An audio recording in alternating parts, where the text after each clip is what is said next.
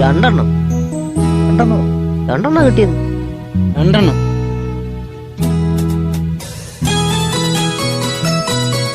Skating ഷൂസിലാട്ടോ നിൽക്കുന്നത്. Skate ചെയ്തോണ്ടൊക്കെ ചെയ്യുന്നത്. അടിപൊളി. എന്റെ ദൈവമേ, എങ്ങനെയായിരിക്കും ചെയ്യാ? കോർത്തു ഓൾറെഡി. കോർത്താ? കോർത്തു.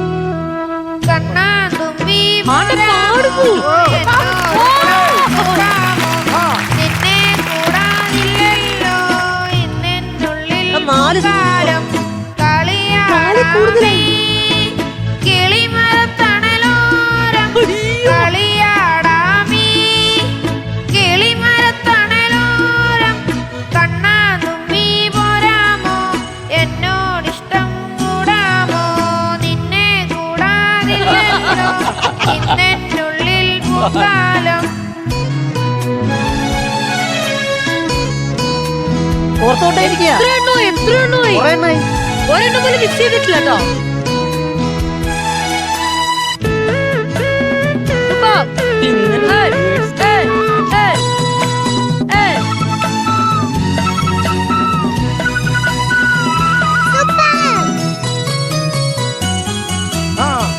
അടിപൊളി. വെള്ളാങ്കല്ലിൻ ചെല്ലും കൂടൊന്നുണ്ടാക്കാം, ഉള്ളിനുള്ളിൽ താലോലിക്കാമെന്നെന്നും എന്റെ പോരാത്തു വാവേ വാവാച്ചി. കുന്നിക്കുരു കുത്തി നുള്ളി പറിച്ചിട്ട് പിന്നെ തോരത്തൊരു മാല തീർക്കാം. തിങ്കൾ കിടാവിനെ തോളത്തെടുക്കുന്ന തങ്കപ്പാല മനെ കൊണ്ടത്തരാം. ചിങ്കി മുത്തല്ലേ എന്റെ ചിത്തിര കുഞ്ഞല്ലേ, കണ്ണാ തുമ്പി പോരാമോ എന്നോടിഷ്ടം കൂടാമോ, നിന്നെ കൂടാതില്ലല്ലോ ഇന്നെന്നുള്ളിൽ പൂക്കാലം.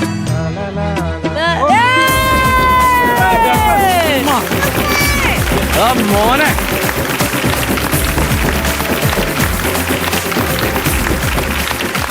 ഞാനത് എല്ലാം കൂടെ കൊരുത്ത് ഇല്ലാണ്ടാക്കി വെച്ചതാ. ഒരു മാല പോലെതാ അടിപൊളിയായിട്ട് ഒരെണ്ണം പോലും മിസ് ചെയ്തിട്ടില്ല.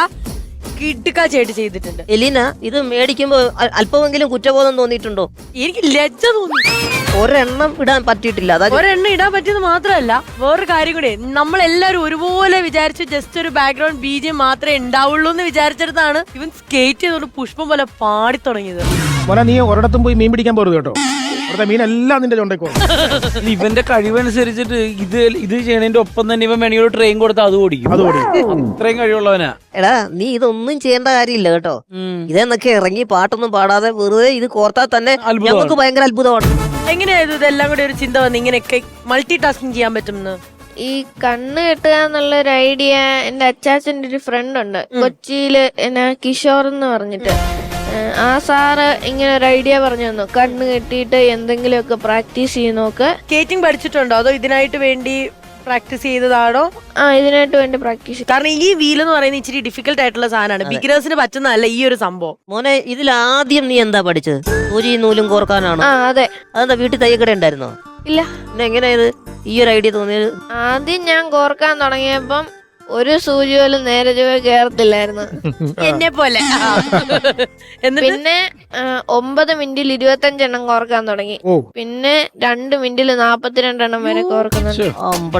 അല്ല, ഇതിന്റെ ഏറ്റവും വലിയ കാര്യം എന്ന് വെച്ചാല് ഇവൻ ഇത് ചെയ്യുന്നതിന് മുമ്പ് ഇതിന്റെ സക്സസ് ഇവൻ വിഷ്വലി കാണുന്നുണ്ട്. അതാണ് ഇവന്റെ മേക്കിംഗ്. കോൺസെൻട്രേഷൻ എന്തായാലും ഭയങ്കര അടിപൊളിയായിട്ടുണ്ടായിരുന്നു.